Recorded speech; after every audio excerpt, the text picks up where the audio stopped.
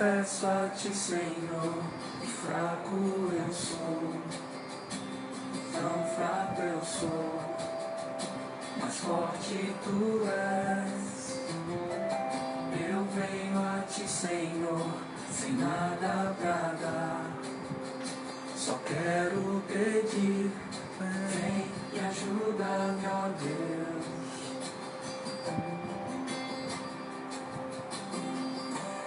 Confesso a ti, Senhor, que fraco eu sou, tão fraco eu sou, mas forte tu és.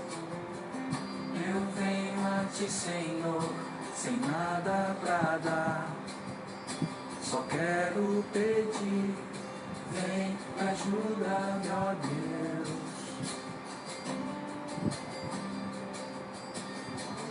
Um coração quebrantado e humilde, não rejeita, Senhor. Estenda-me tua graça e deixe teu amor fluir. Por misericórdia nós clamamos, faz chover perdão e graça sobre mim, perdão e graça, e lava-me, Senhor, pois hoje eu preciso do teu amor. Faz chover perdão e graça sobre mim, perdão e graça, e lava-me, Senhor, pois hoje eu preciso do teu amor. Boa noite, pessoal. Como é que tá aí o som aí? Tudo bem? Dá pra ouvir legal?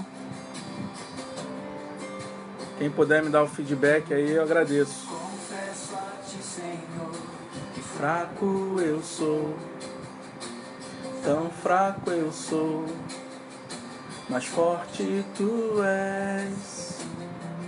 Eu venho a ti, Senhor, sem nada pra dar, só quero pedir.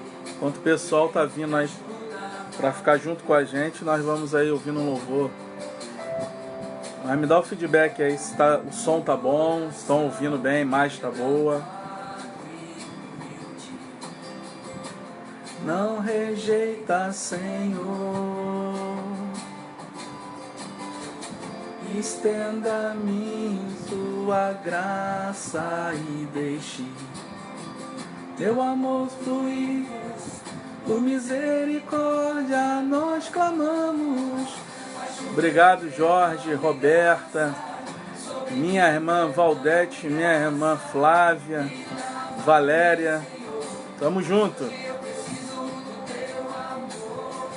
Faz chover perdão e graça sobre mim, perdão e graça, e lava-me, Senhor, pois hoje eu preciso do teu amor.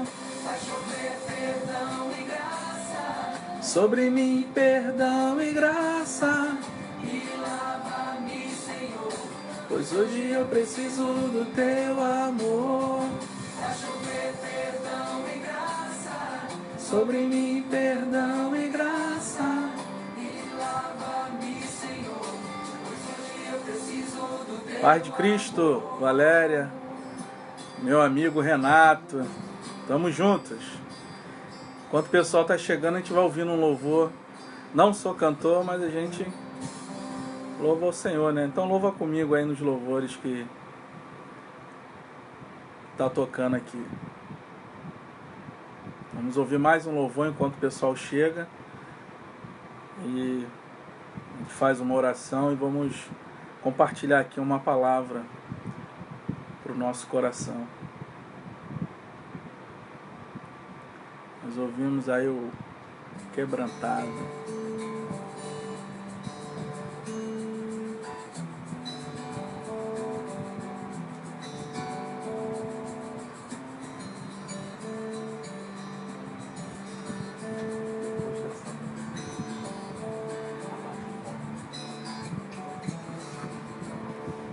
Eu olho para a cruz, para a cruz eu vou, se sofrer participar, da sua obra vou cantar. Alô, meu irmão Abraão, tamo junto. Vamos ouvir um louvor enquanto o pessoal tá chegando. O amor do Pai, o justo Deus,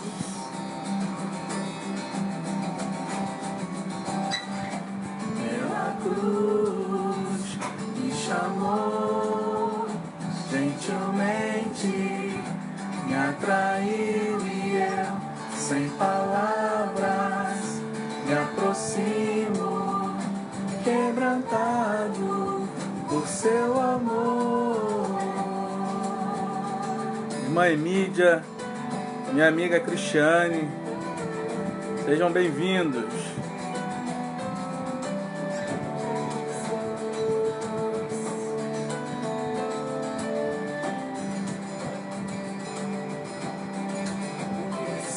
Da vida,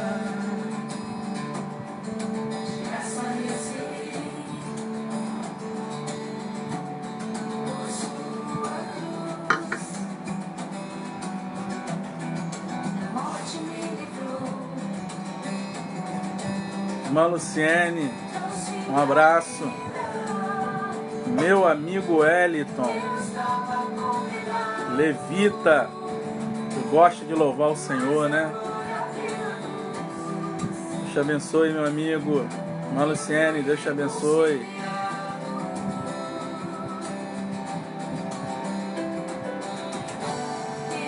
Pai do Senhor, irmã Emídia, tudo bem? Alô, meu amigo Patrick chegando também. Tamo juntos.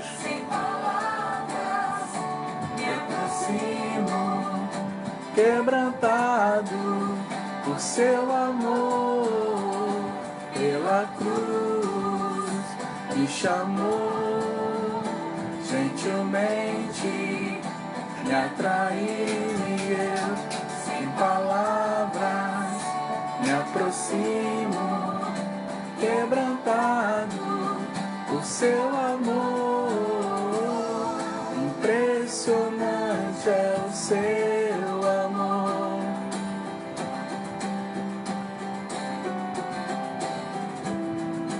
Me redimiu e me mostrou como é fiel. Pela cruz me chamou. Um abraço, irmã Suelen. Meu amigo Pastor André, abraço, meu mano. Quebrantado por seu amor, pela cruz me chamou, gentilmente me atraiu e eu, sem palavras, me aproximo, quebrantado por seu amor.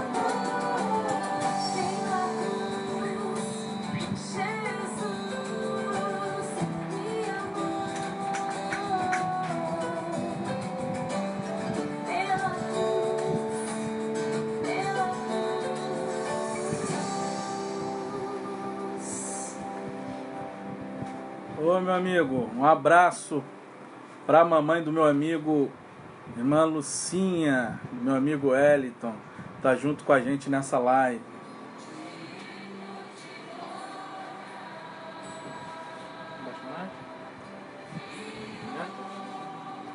Vamos louvar mais esse louvor aí, ó. Assistir mais esse louvor, a gente vai pra palavra de Deus.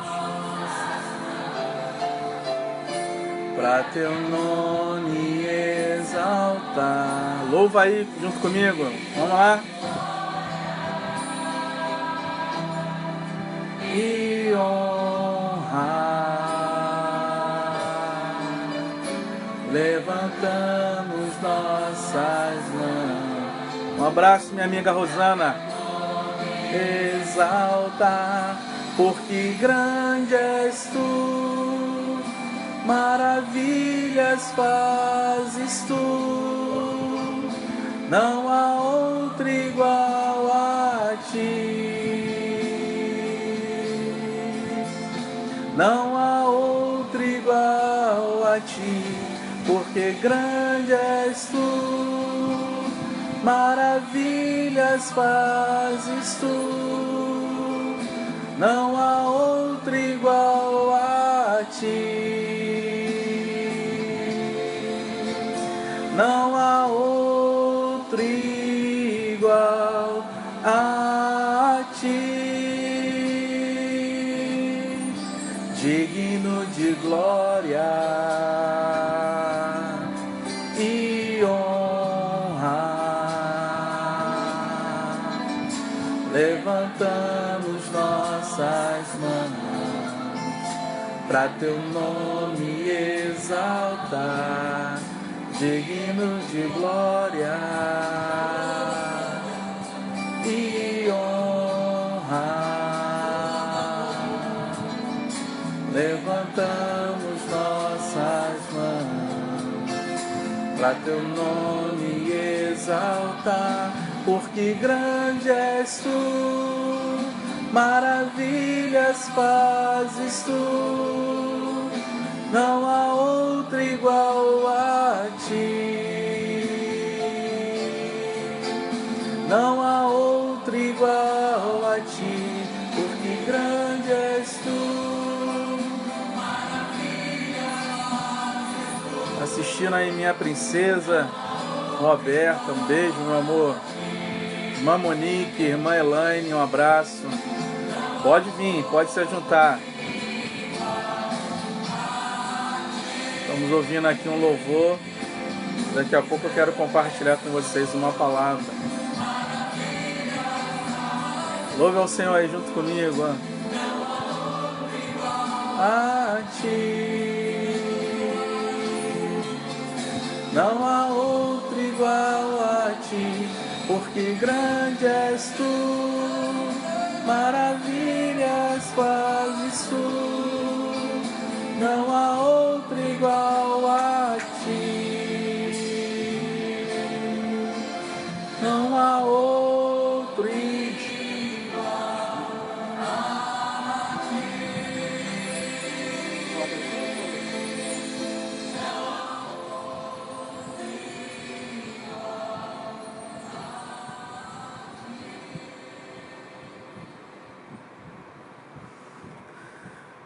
Isso aí, meus irmãos, louvamos aí, foi 3 hinos, né? 3 hinos que nós ouvimos. Não sei se você está habituado a ouvir esses hinos, são hinos congregacionais, mas muito bom, né? Que nos eleva aí em adoração ao Senhor. E é isso que nós nos propomos a fazer nesse momento. A gente está diante de Deus, está buscando ao Senhor, estamos impossibilitados de estarmos unidos fisicamente nas nossas diversas denominações, mas temos uma grande ferramenta ao nosso dispor, que é a internet, que nos possibilitou e, apesar da distância, ao mesmo tempo nos une para a gente compartilhar, para a gente poder juntos, num momento como esse, separar às 8 horas da noite, a gente louvar o Senhor, a gente fazer oração, a gente meditar um pouco na palavra do Senhor. Isso é importantíssimo para a nossa saúde e para o nosso bem-estar psíquico e, acima disso, para o nosso bem-estar espiritual. E é esse momento que nos une, é esse momento que nos traz a beleza e a doçura de Cristo através da adoração, né? Então estamos aqui unidos, louvando ao Senhor, engrandecendo o nome dEle. E eu queria fazer uma oração antes da gente fazer a leitura da palavra. Queria orar junto com você. Vamos orar? Ore comigo. Pai Celestial, eu te louvo nesse momento, Senhor. Nesse momento que nós estamos passando, o momento que nós estamos num num distanciamento social, mas apesar disso nós temos a possibilidade de nos unirmos através do instrumento da tecnologia e nos unirmos na fé para juntos aqui te louvarmos e te glorificarmos e adorarmos a Ti, Senhor. Toma nossas vidas em Tuas mãos, aqueles que estão conosco, participando desse momento, Senhor, que Tu possa abençoar, Pai querido, e trazer iluminação nesse momento do Teu Espírito Santo sobre mim, para que possamos compartilhar da Tua palavra. Assim nós te oramos e te agradecemos em nome de Jesus. Amém. Amém, meus irmãos. Estamos aqui com a irmã Maria Helena, a irmã Emídia, minha tia agora acabou de entrar, Jerusa. E vamos agora compartilhar da palavra de Deus. Deus abençoe a todos vocês. Eu queria fazer leitura no Evangelho de Marcos. Marcos capítulo 2, no versículo 13 ao versículo. Eu quero nesse momento ler em Marcos capítulo 2, versículo 13 ao versículo 17. Eu quero dar continuidade ao que eu tenho quando na minha igreja. Na minha igreja eu tenho falado, quando eu tenho a oportunidade, às terça-feira, de falar sobre o Evangelho de Marcos. E eu já venho falando algum. E chegamos aqui no capítulo 2, no verso 13. Tá? Para a gente dar início, de fato, aqui o que nós vamos ler, só mais uma vez, quem puder me sinalizar, imagem está ok, som está ok, para vocês poderem estar podendo captar bem a minha voz e a imagem. Alguém pode dar o feedback aí? Tá tudo bem? Podemos prosseguir? Podemos aí dar prosseguimento? Quem puder só dar o feedback aí para a gente poder continuar aqui no Evangelho segundo Marcos, no capítulo 2. Tudo ok, né? Obrigado, Roberta. Vamos lá? Então nós falamos aqui em algumas oportunidades que nós tivemos lá na igreja, e aproveitando agora esse momento para a gente poder dar continuidade, falamos sobre o Evangelho de Marcos, né? Mateus, Marcos e Lucas, esses três evangelhos são os evangelhos que são chamados dentro da teologia sinóticos, né? São evangelhos que os três eles veem em conjunto a vida de Jesus. O Evangelho de João ele é diferenciado nesse aspecto. E o Evangelho de Marcos, de Mateus e de Lucas, eles vêm em conjunto, né? Cada um na sua perspectiva. Mateus numa perspectiva, Lucas em outra perspectiva e Marcos na perspectiva dos romanos. Tá? Por isso que nós vemos no Evangelho de Marcos as singularidades das passagens, colocando Jesus sempre em ação, sempre em movimento, saindo de um lado, indo para o outro, né? Isso é uma particularidade que o Evangelho de Marcos traz, porque esse Evangelho é direcionado aos romanos, e os romanos era aquele povo de ação, o povo que se deslocava, né, de um local para o outro. Era um povo de movimento, como o exército romano era e toda a sua estrutura. Então o evangelho direcionado aos romanos tem essa particularidade, entre outras. Tá?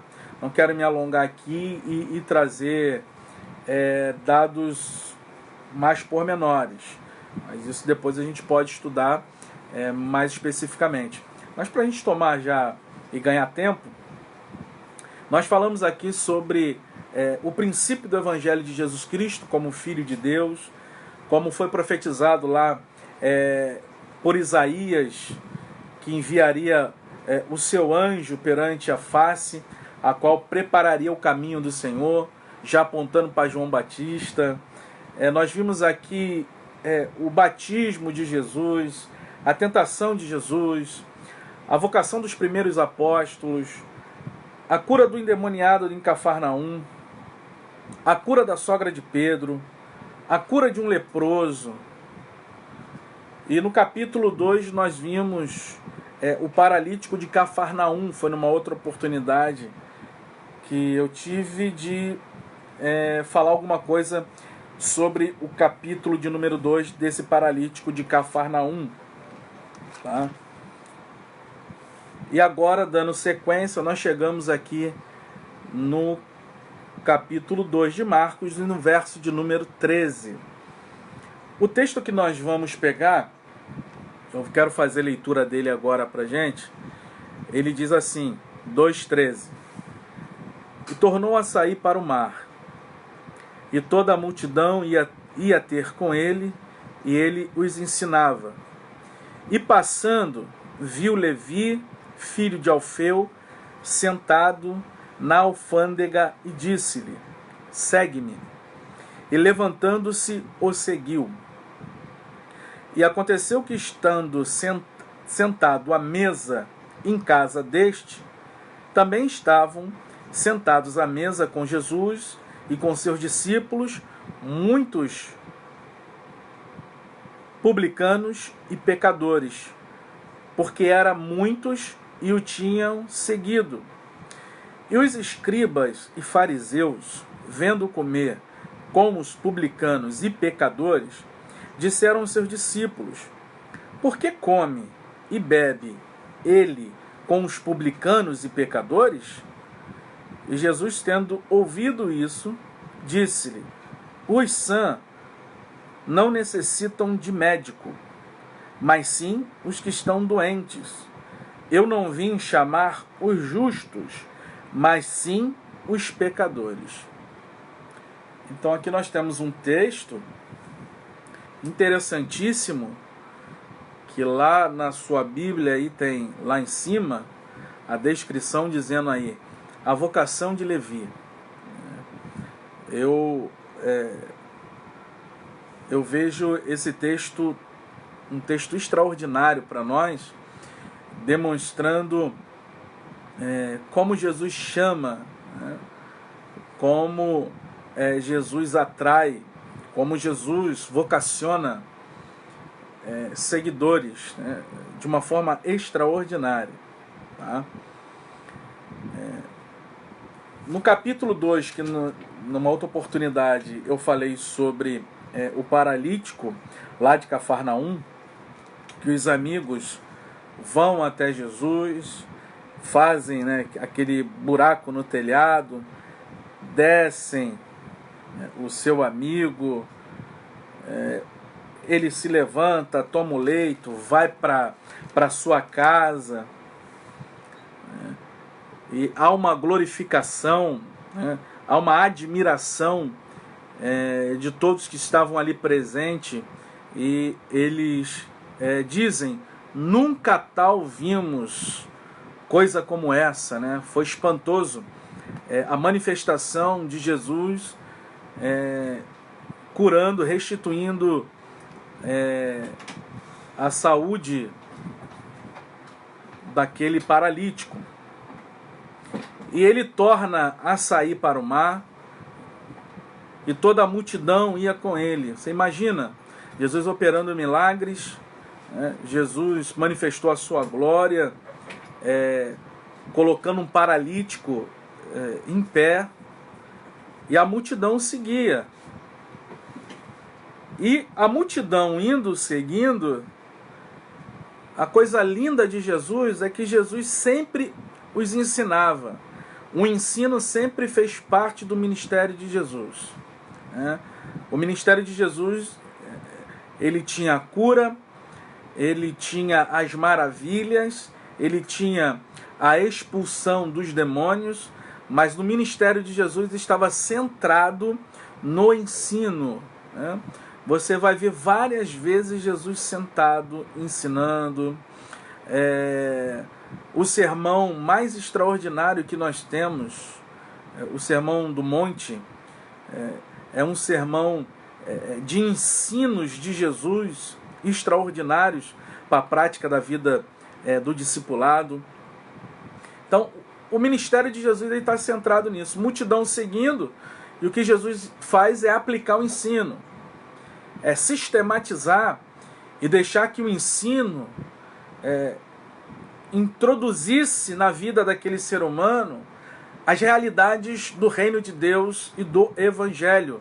Quem estava falando com eles ali era a própria mensagem viva, né, anunciando a mensagem. E o texto vai nos dizer aqui no versículo 14, que passando, viu Levi, filho de Alfeu, sentado na alfândega, e disse-lhe: segue-me. E levantando, o seguiu. O que nós temos aqui parece que é de uma maneira despretensiosa, Jesus passando, e de repente ele olha para o lado e vê Levi. Alguém pode pensar dessa forma, mas na sabedoria, na onipresença, onisciência, na soberania de Deus, já estava em Jesus a escolha de Levi para ser o seu discípulo. Jesus passa e de uma forma despretensiosa, e ele olha para o lado e vê: não, você agora vai ser meu discípulo. Não, é dentro da soberania de Deus. Deus escolhe Levi, que é Mateus, para o discipulado. E Jesus passa a ver Levi. Levi estava onde? Assentado na alfândega.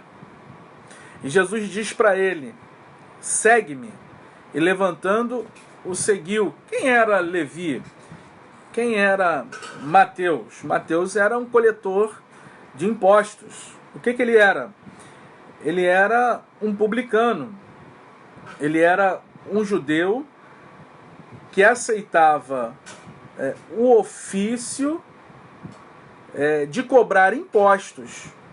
Né? E um judeu que aceitava esse encargo, esse trabalho de trabalhar para Roma e cobrar impostos. Tá? Um judeu que aceitasse isso, de ser um cobrador de impostos, ele era expulso da sinagoga. Um judeu que aceitasse esse ofício, ele era vergonha para a família, ele era vergonha para os amigos.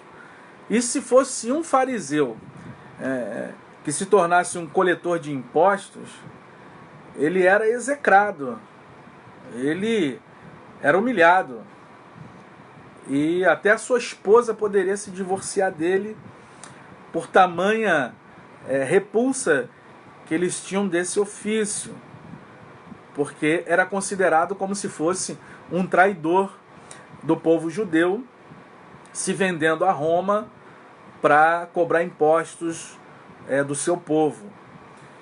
E de uma maneira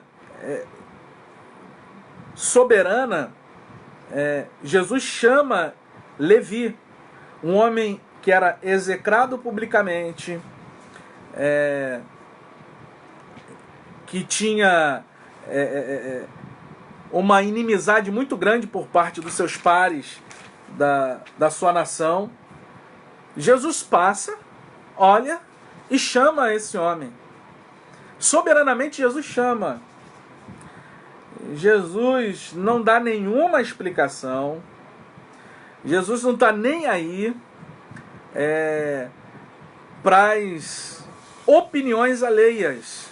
O que Jesus faz é chamar um homem para o seguir.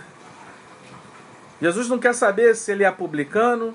Jesus não quis saber da sua história passada. Jesus não quis saber se ele era alvo de escárnio. Jesus não quis saber se ele era colocado de lado pelos da sua nação, se ele era humilhado, se ele era tido como alguém que não tinha valor pelo seu próprio povo, pela sua própria nação. Jesus chama esse homem que era execrado publicamente e de uma maneira soberana. Jesus chama esse homem, não dá nenhuma explicação, Jesus chama esse homem para segui-lo. Somente Jesus tem essa autoridade para chamar quem Ele quer para a salvação, para o discipulado, para andar após Ele. Jesus tem esse poder extraordinário de penetrar na vida do homem pecador. E não me importa a posição, o status social dele, se ele é alguém corrompido, se ele é alguém que pratica um ofício que é para muitos um ofício que não tem valor, que é execrado, que é humilhado, que é afastado de tudo e de todos. Para Jesus não existe nenhuma forma de preconceito. Jesus chama quem Ele quer, soberanamente Ele salva, de uma maneira poderosa, porque nas suas mãos está todo o poder para libertar e transformar a vida do homem pecador. Somente Jesus faz essa obra, que é uma obra extraordinária. E note que Jesus não faz um convite, né? Em muitas igrejas a gente tem aí o apelo, né? E tem igrejas aí que fazem um apelo, ou seja, chega a ser uma coisa até um tanto quanto chata, né? Vem para Jesus, dá uma chance para Jesus. O convite de Jesus foi esse. Vem, segue-me. Levi, Mateus, levanta rapidamente para seguir a ordem de Jesus. Jesus dá uma ordem, não faz um convite e prontamente ele vai. Quando eu olho para isso aqui, eu vejo que Jesus chama soberanamente, eu vejo que Jesus chama eficazmente. Vamos ver um texto que está lá em Romanos. Olha o texto que está em Romanos capítulo 8. Romanos capítulo 8, versículo de número 30. Olha que texto extraordinário da palavra. E aos que predestinou, a estes também chamou. E aos que chamou, a estes também justificou. E aos que justificou, a estes também glorificou. Há um outro texto da Bíblia também, em João, capítulo 10, versículo de número 27. Olha que coisa linda quando Jesus chama o homem pecador. As minhas ovelhas ouvem a minha voz, e eu conheço-as, e elas me seguem. Olha que coisa linda. Olha como o chamado de Jesus para a vida do ser humano acontece de uma maneira soberana. Ele não quer saber quem foi a pessoa, ele chama. E o chamado de Jesus é um chamado eficaz. Quando ele chama, as cadeias são quebradas. Quando ele chama, o pecador prontamente atende. Quando ele chama, há uma obediência imediata para a voz de Jesus. Levi atendeu prontamente. Ele obedeceu imediatamente. O chamado de Jesus foi de uma maneira irresistível ao coração de Levi. A voz de Jesus ecoou no coração dele. Quando ele olha para o lado, vê aquele homem assentado no local que se coleta impostos. Jesus olha para ele e fala para ele: segue-me. Aquela palavra veio como uma flecha no coração de Levi.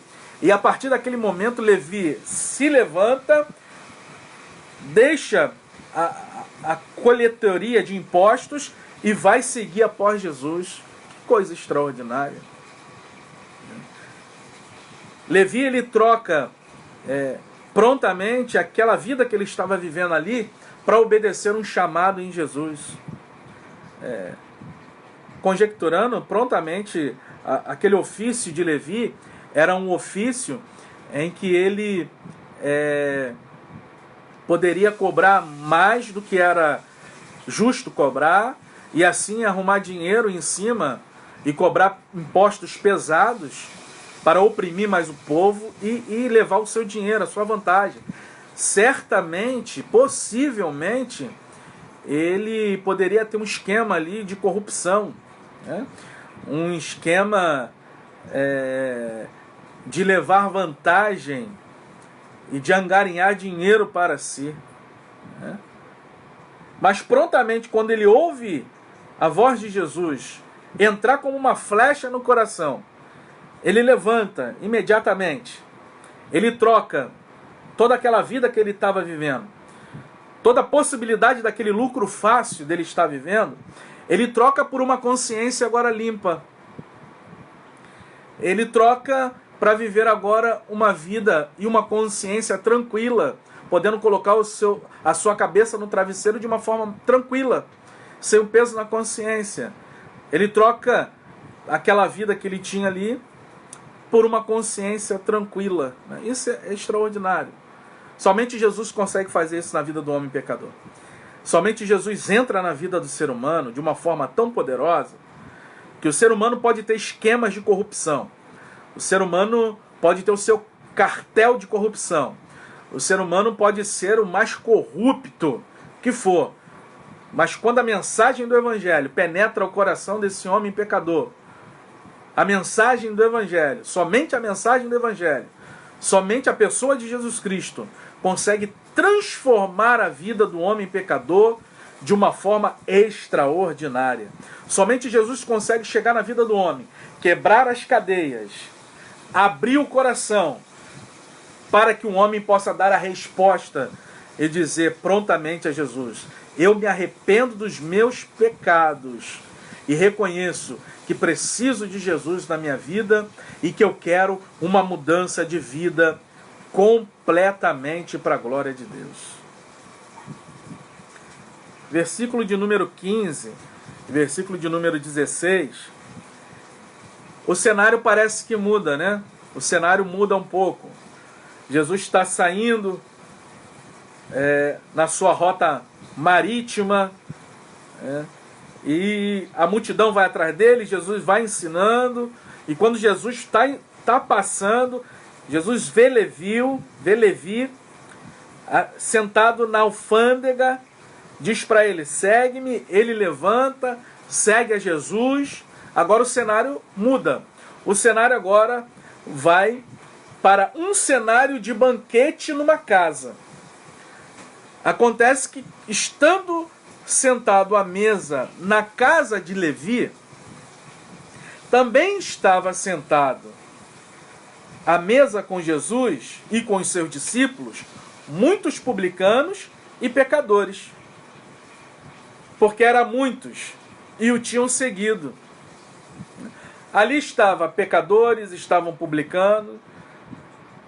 Jesus realizava milagres extraordinários, multidão, aglomeração de pessoas, porque aonde acontece milagres é comum do povo se ajuntar para poder ver o que está acontecendo, para poder buscar também algo para a sua própria vida e para poder entender o que está acontecendo naquilo ali.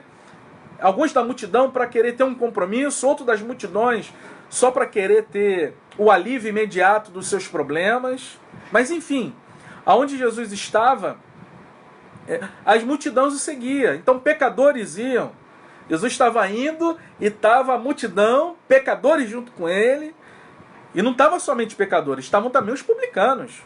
Quantos amigos ali de Levi não foram também compungidos ou aceitaram o convite de Levi para, num banquete que ele agora ia proporcionar na sua casa, e para levar também esses companheiros a verem a pessoa de Jesus, e estavam ali assentados à mesa.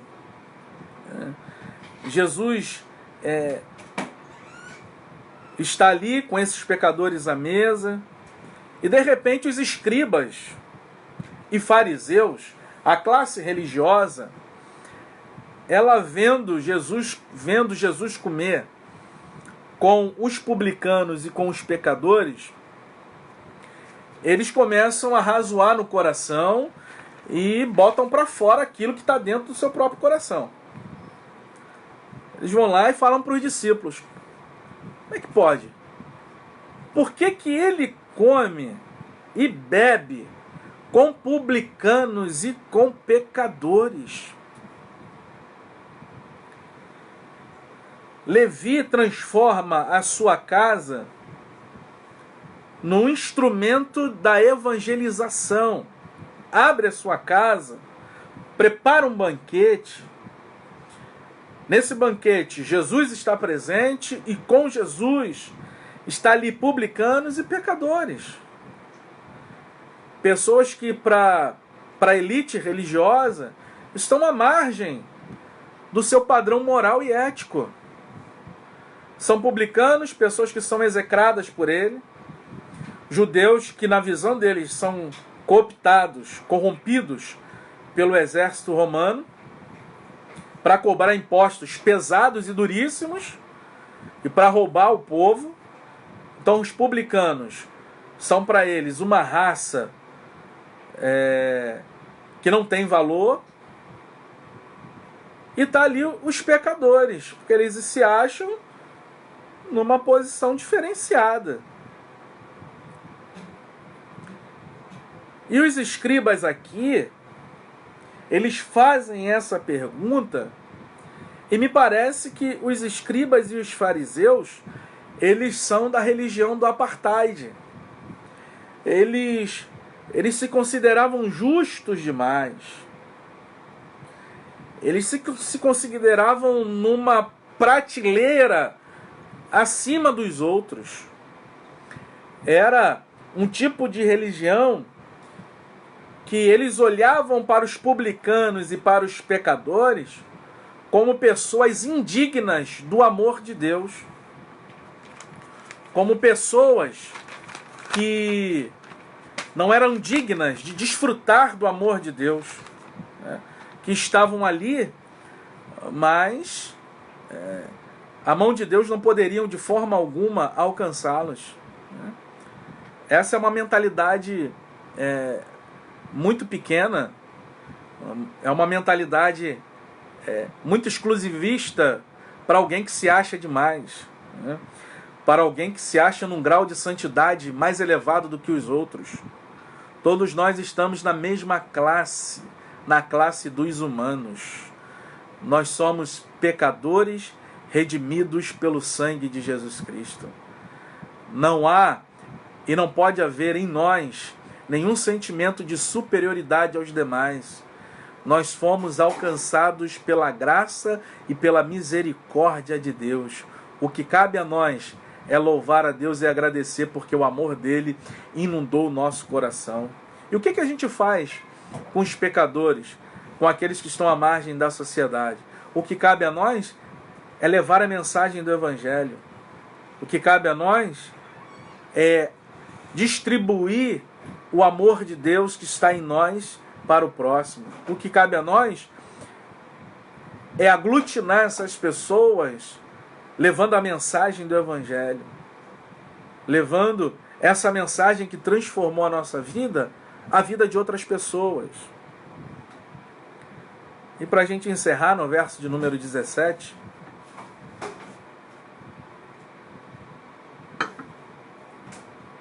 quando eles fazem essa pergunta, Jesus ouve. Aí Jesus faz o seguinte: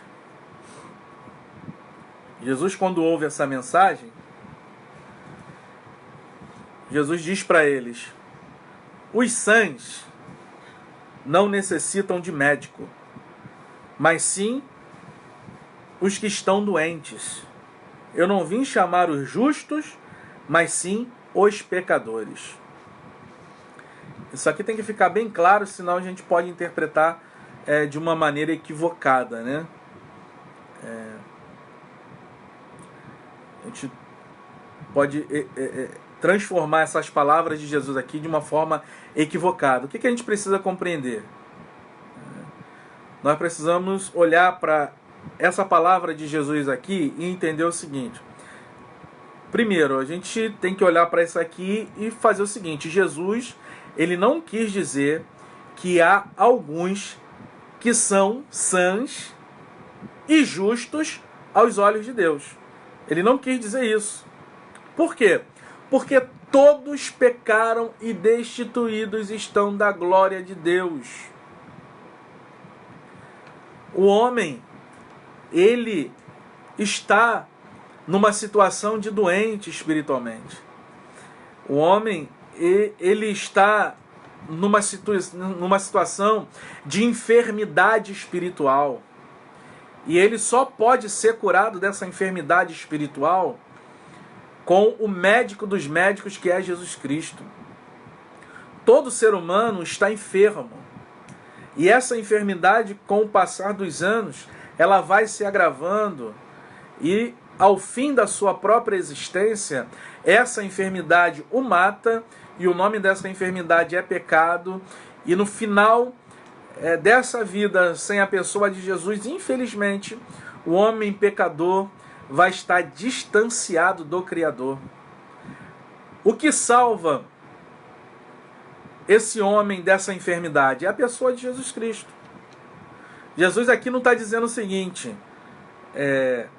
não existe pessoas que são sãs e não existe pessoas que são justas aos olhos de Deus. O que existe são homens pecadores, carentes da misericórdia de Deus. O que existe são homens, seres humanos, que estão enfermos e que precisam da cura dessa enfermidade, e a cura dessa enfermidade se chama Jesus Cristo. O pior enfermo é aquele que não conhece a sua doença. O maior pecador é aquele que não quer se ver como tal. A pior pessoa é aquela que não se enxerga, é que pensa que ela está certa, a vida dela está correta, ninguém nem tem nada a ver com isso. Ela, no sentido essencial da palavra, ela é um idiota. Ela só olha para si mesmo, ela só pensa em si mesmo, ela só está focalizada na sua própria pessoa e não consegue se enxergar, fazer um autoexame. O pior pecador é aquele que não se reconhece como tal, é aquele que não se vê como tal, é aquele que não vê que a sua própria existência é uma existência que está longe do Criador. Então Jesus não quis dizer isso. Jesus não quis dizer que estes não necessitam do Salvador. Tanto escribas quanto pecadores necessitam da salvação. Como eu disse, nós somos totalmente carentes da graça de Deus. Jesus não quis dizer que um grupo estava sobressalente sobre o outro. Jesus não quis dizer que os que estão sãos ou aqueles que são justos estão acima do outro, não. Jesus coloca todo mundo dentro da mesma classe, da classe humana, e diz para essa classe humana: vocês necessitam da graça de Deus, vocês necessitam do amor de Deus. Eu vim chamar pecadores ao arrependimento. É isso que Jesus faz. É isso que a mensagem do Evangelho faz com o homem pecador. É mostrar para o homem que ele está num estado de depravação, que ele está perdido, que ele está enfermo, que ele está como se fosse um zumbi espiritual e que precisa urgentemente da cura da sua enfermidade, da ressurreição da sua vida, de um despertar, do sopro de uma nova existência para a vida. É isso que Jesus quer dizer aqui nesse trecho do versículo de número 17. Aqueles que se humilham, resumindo as palavras de Jesus, aqueles que se humilham, aqueles que reconhecem, aqueles que têm humildade para reconhecer o seu estado pecaminoso, estes sim podem ser salvos. Ele não veio chamar os justos, mas ele veio sim chamar pecadores. Você que está ao alcance da minha voz, vendo, compartilhando, é que essa mensagem ela possa entrar dentro do seu ser, penetrar pela tua mente, descer ao seu coração e trazer em você uma grande reflexão. Assim como Jesus, ele passa, vê Levi, Mateus, que era um homem, que era marginalizado por ser publicano, que era humilhado, execrado. Ele vê alguém e vai de uma maneira soberana, chama esse homem se levanta e segue. Jesus não dá nenhuma explicação. Ele chama de uma maneira soberana, ele chama de uma maneira eficaz, ele não convida, ele dá uma ordem, ele chama de uma maneira eficaz. Esse homem agora, impactado com a mensagem do Evangelho, prepara um banquete na casa, faz da sua casa um instrumento de evangelização, e lá está pecadores, está publicanos, está pessoas que a religião tenta de todas as formas deixar de lado. Jesus acolhe e anuncia a mensagem do Evangelho, a própria mensagem. Ele é a própria mensagem. Os religiosos não suportam esse abraçar de Jesus com os pecadores. Fazem um questionamento e Jesus precisa dizer para esses religiosos: não, os sãs, os que estão bem de saúde, não necessitam de médico, mas sim os que estão doentes. Eu não vim chamar justos, mas sim pecadores.